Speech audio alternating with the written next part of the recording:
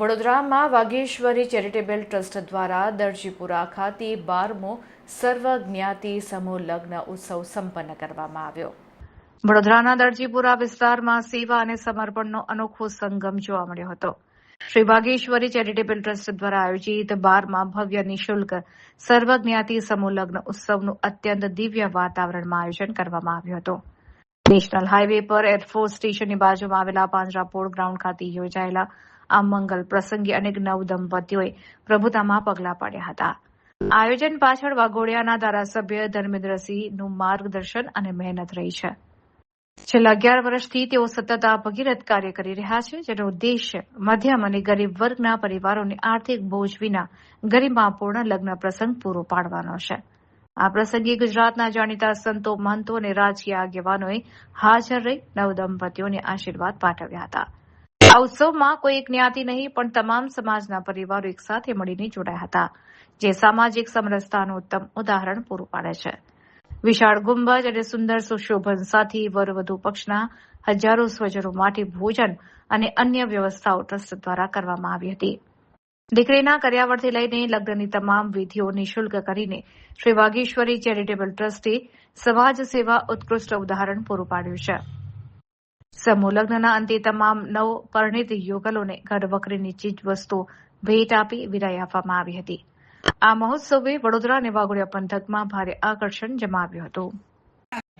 આજના પ્રસંગે સ્વાગત પ્રવચન માટે હું સાદર આમંત્રિત કરીશ માનનીય ધારાસભ્ય શ્રી 136 વિધાનસભા વાઘોડિયા અને લોકપ્રિય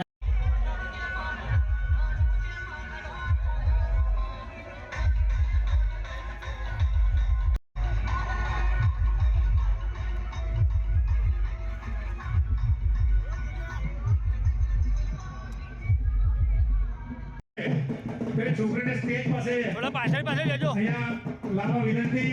એના ઘરવાળા એ છોકરીને શોધે છે। હિરણિયા નામની બાજુમાં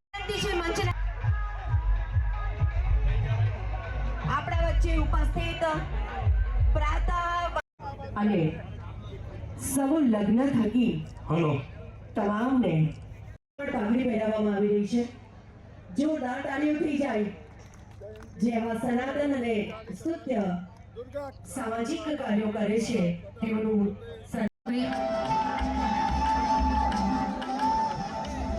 લગ્ન એ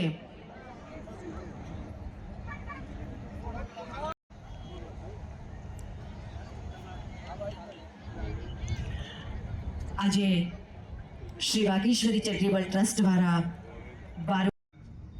और सभी जितने भी वरिष्ठ संत हैं, हम आप सभी આમ તો અમારા માતુશ્રીના આશીર્વાદથી અને એમના એક સજેશનથી આ આખો સમૂહ લગ્નની શરૂઆત થઈ। સર્વ સમાજનો સમૂહ લગ્ન કન્યાદાન કરવાનું જ્યારે એમને મને કીધું કે ભાઈ દીકરાઓ બીજા બધાએ તમે ધાર્મિક કાર્ય કરો છો એ કરતાં તમે કન્યાદાન કરો, અને એમના આ પ્રયાસથી સમૂહ લગ્નનો પ્રારંભ થયો। 2015થી લઈને અવિરત માતાજીની કૃપાથી સતત આ સમૂહ લગ્ન નિઃશુલ્ક સર્વજ્ઞાતિનો સમૂહ લગ્ન આ 12મો સમૂહ લગ્ન છે। એની અંદર 300 જેટલા જોડાઓ નવદંપતિ આજે જોડાણા છે। હું મારી જાતને મારા ભગવાનના મારી ઉપર બહુ મોટી કૃપા, માતાજીની બહુ મોટી કૃપા માનું છું કે મને આ પ્રેરણા મારા માતાશ્રીએ આપી અને ભગવાનની એટલી મોટી કૃપા મારી ઉપર કે સતત હું આ કન્યાદાન કરી રહ્યો છું। એ હું નથી કરી રહ્યો, પણ આ ભગવાનની દયાથી ભગવાન કરાવી રહ્યા છે ને એમની કૃપા દ્રષ્ટિથી મને નિમિત્ત બનાવવામાં આવ્યો છે। બાકી આમાં મારું કોઈ પણ યોગદાન નથી। આ માત્ર ને માત્ર કુદરત અને મારા માતુશ્રીના આશીર્વાદથી આ જે કંઈ કાર્ય થઈ રહ્યું છે થઈ રહ્યું છે। અને આ કાર્ય અમે અમારી રીતે અમારી આખી ટીમ ખૂબ મહેનતથી આપ જોઈ રહ્યા છો કે આટલું મોટું ગ્રાઉન્ડ તૈયાર કરીને હું તો પોતે સ્થાનિક સ્વરાજ ચૂંટણીની અંદર ખૂબ બિઝી હતો।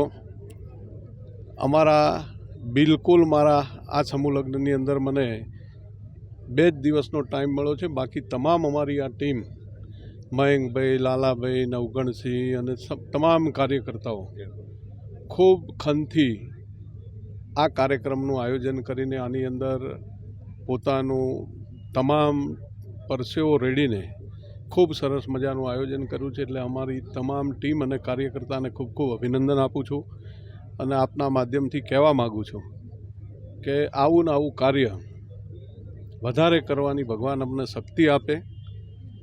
દર વર્ષે આ વર્ષે પણ અમારું 500 જોડાનું આયોજન હતું, પરંતુ 300 જોડા થયા છે. હજી પણ દર વર્ષે આ અવિરત કાર્ય સેવાનું ચાલુ રહેવાનું છે. આ સિવાય પણ અમારા એજ્યુકેશન, જે કંઈ મા બાપ વગરની દીકરીઓ હોય એને અમે દત્તક લીધેલી છે, જે દત્તક લીધા વગરના પણ દીકરા દીકરીઓ છે, એને જ્યાં કોઈ જગ્યાએ કોઈ પણ સ્કૂલ, કોલેજ, યુનિવર્સિટીની ફી ભરવાની હોય તો અમારું ટ્રસ્ટ અમે એ લોકોને મદદ કરતા હોય છે. અને આપ જાણો છો કે અમારા રક્ષાબંધનમાં પણ અમારી 7000 જેટલી બહેનો દર વર્ષે રાખડી બાંધવા આવે છે. આની અંદર પણ જે કોઈ જૂના નવદંપતી આ સમૂહ લગ્નની અંદર અગાઉ જોડાયેલા છે એ તમામ લોકો પણ આની અંદર આવ્યા છે. મને ખૂબ આનંદ અને મને ખૂબ ગર્વ થાય છે કે ભગવાને મને આ કાર્ય કરવામાં સક્ષમ સમજ્યો અને હું આજે કંઈ કાર્ય કરી રહ્યો છું એ માત્ર ને માત્ર ભગવાનની કૃપાથી કરી રહ્યો છું. આમાં મારું કંઈ જ પણ નથી. આ ભગવાન કરાવી રહ્યા છે એવો મને અહેસાસ થાય છે અને મને ખૂબ આનંદ થાય છે કે ભાઈ આ મા બાપ વગરની દીકરીઓ પણ આની અંદર છે.